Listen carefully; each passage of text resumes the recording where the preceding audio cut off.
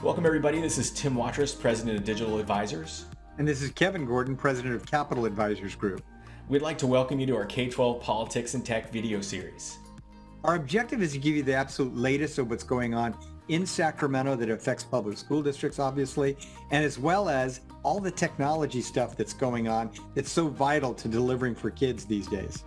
And remember, if you find these videos useful, please take a moment to subscribe to the channel and share out over social media. You're our marketing team. We appreciate your support, and let's go ahead and get started.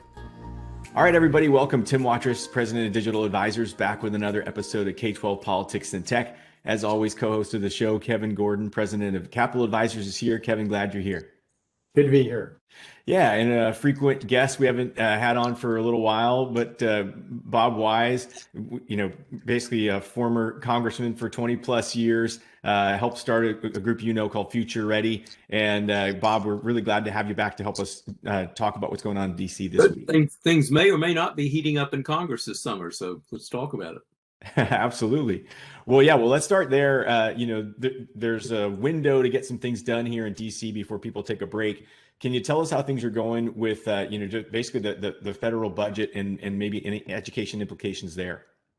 First thing I'd like to say to all district leaders is keep your eye on the money that's already on the table, the federal money, and that's the federal stimulus package that's already come. You know how much it is. You're making plans. That's money that you know you're going to be able to spend. Everything I'm going to talk about from now on is money that is talked about, but it's not real yet. So in Congress is getting ready to take its traditional August break, probably August the 6th to September the 13th.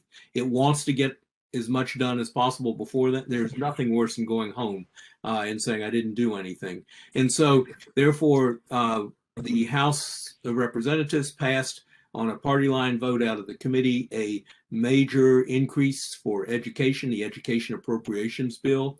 It'd take Title I from $16 billion a year to $36 billion, more than doubling. It would increase IDEA somewhat as well.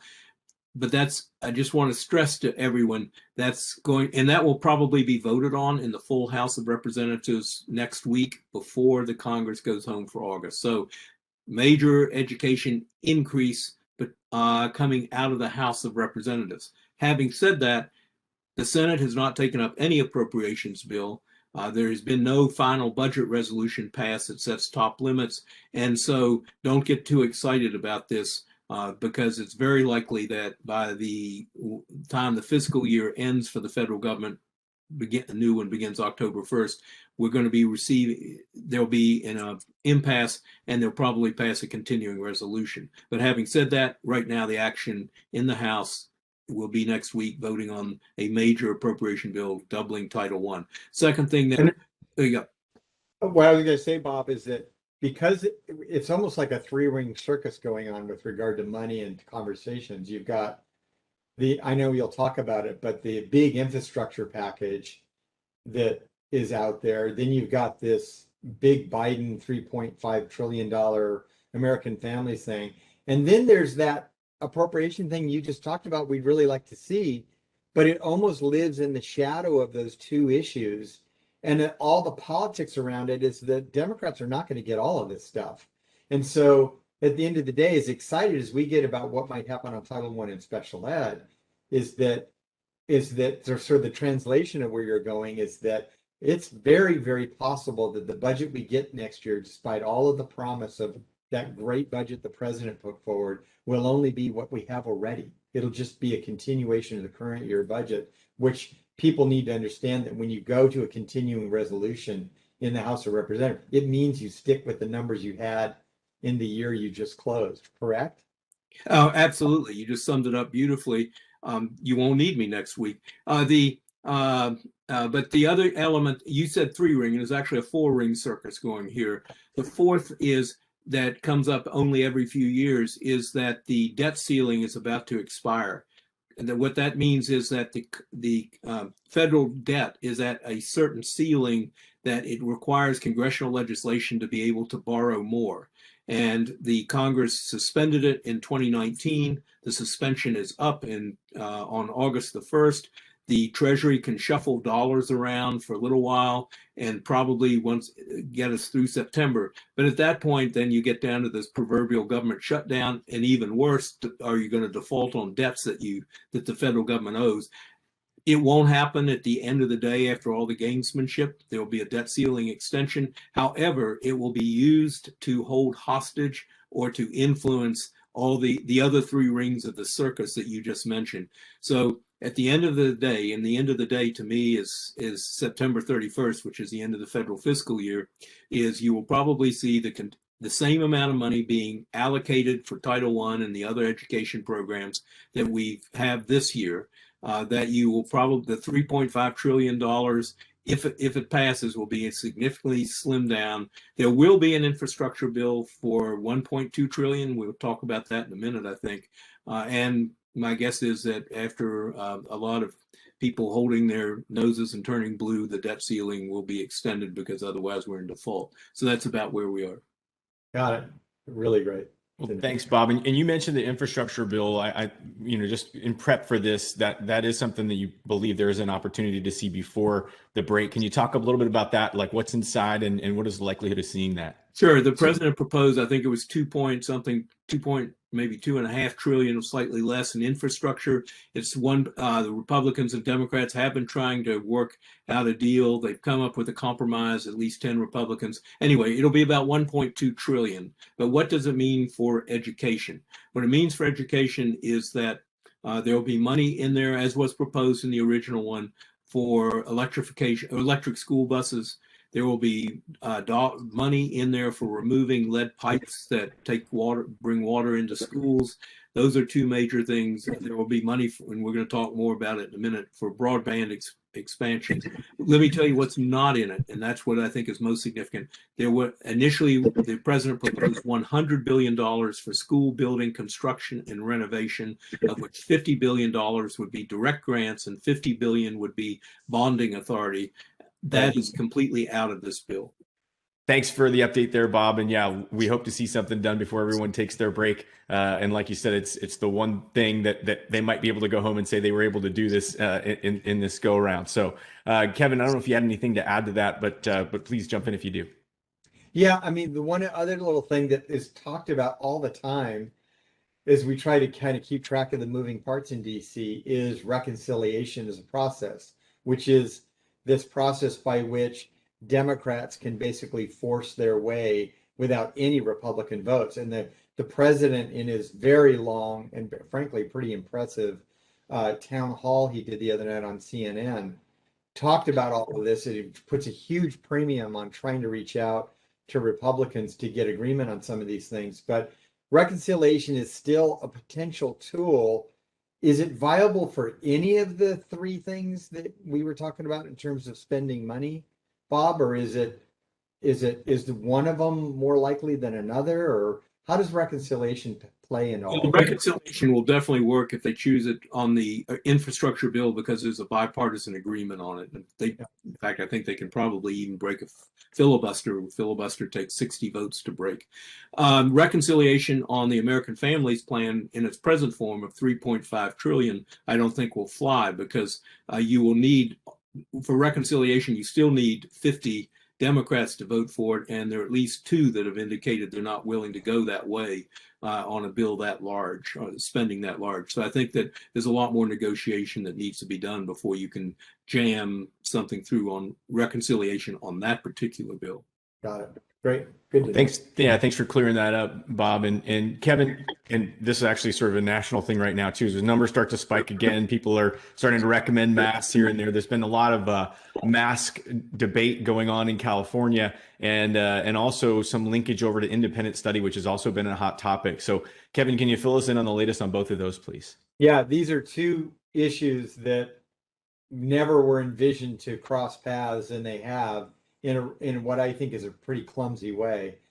I think the intent on the mask mandate that the governor has put into place, or California Department of Public Health has put into place, was, well intentioned, because we've got obviously things going on out here, particularly amongst folks that are not vaccinated. And of course, we know now what used to be the least vulnerable part of our population on the general COVID pandemic, which was kids, right? School-age children, now are probably at some of the greatest risk because of this Delta variant, which obviously strikes not only unvaccinated people, but does in fact take hold amongst younger kids.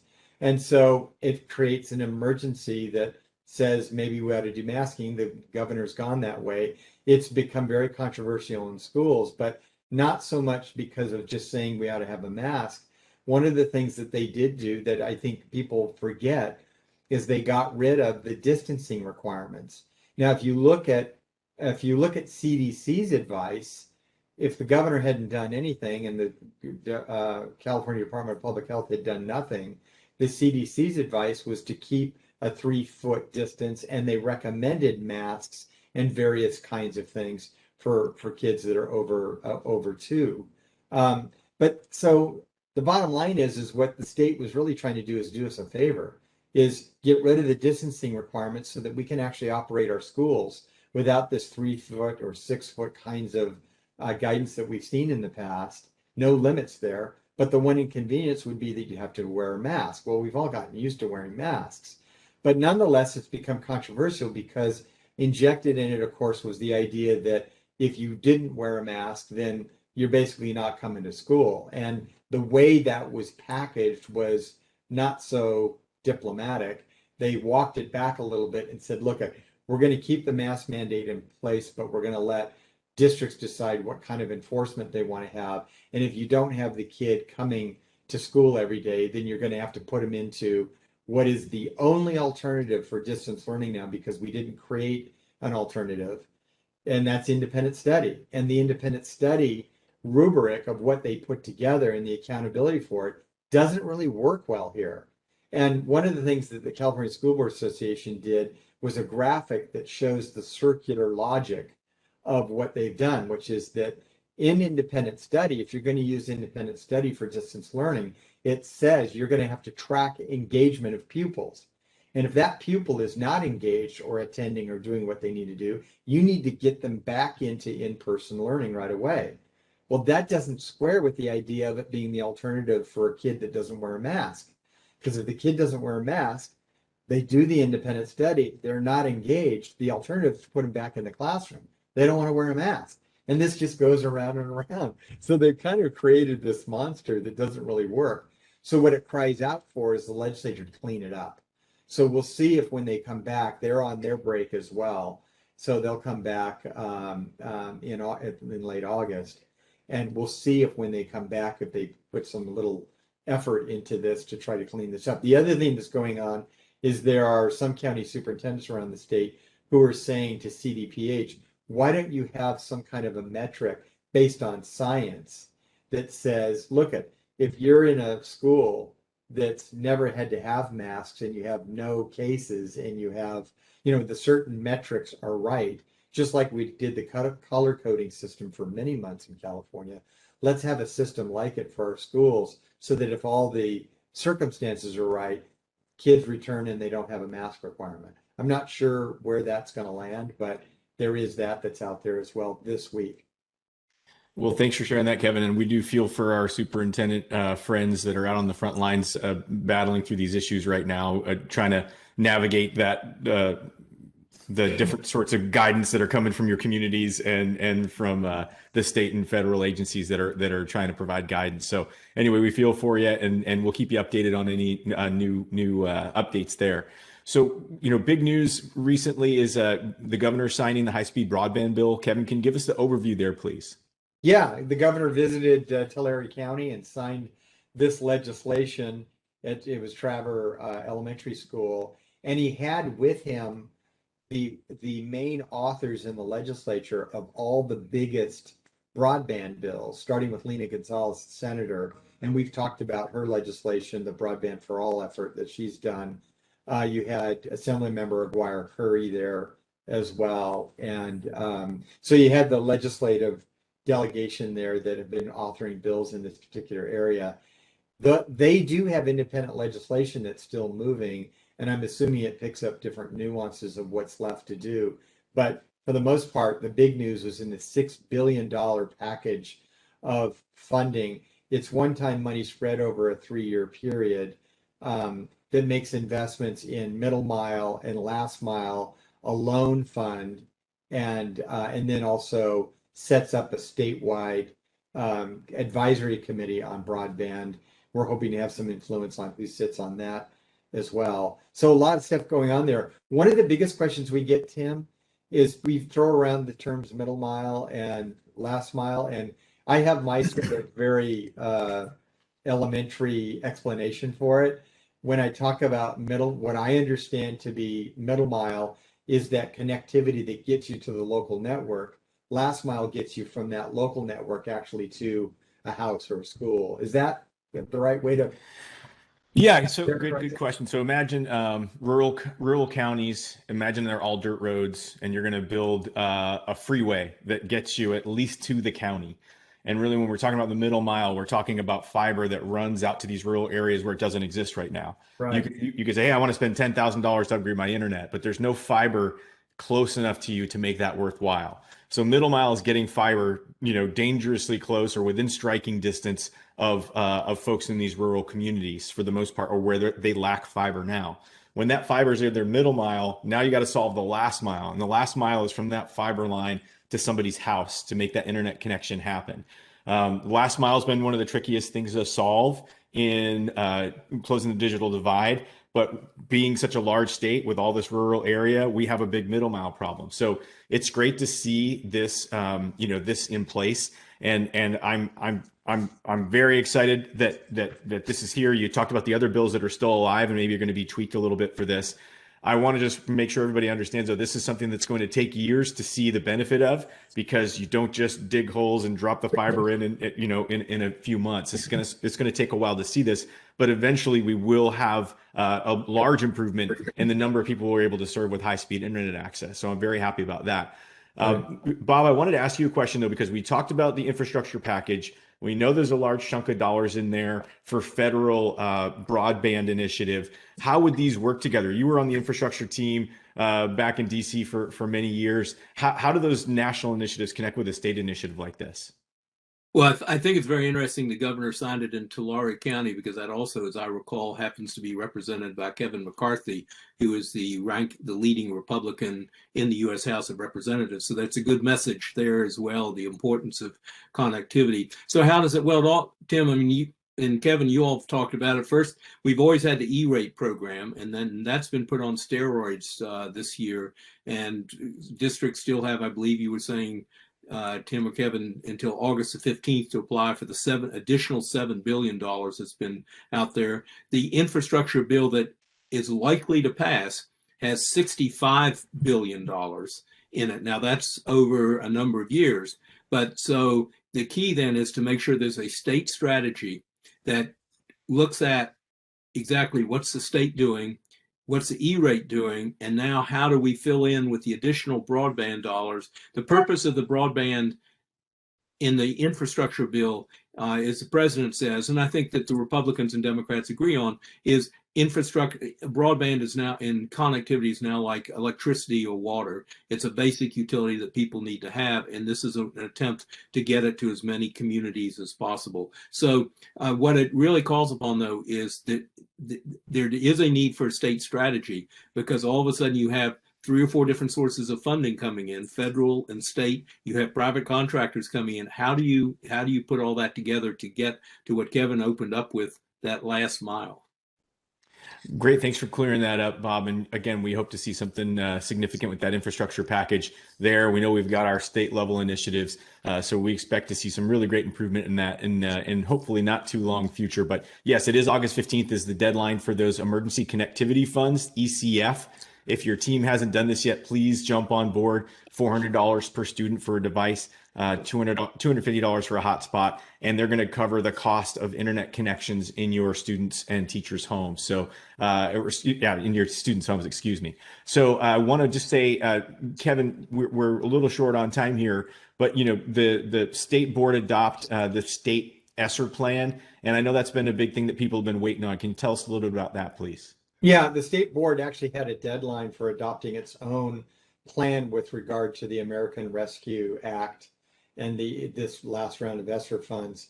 And they didn't actually meet that deadline. They asked for an extension. They got the extension. So by the date that they were supposed to, they just adopted that this last week.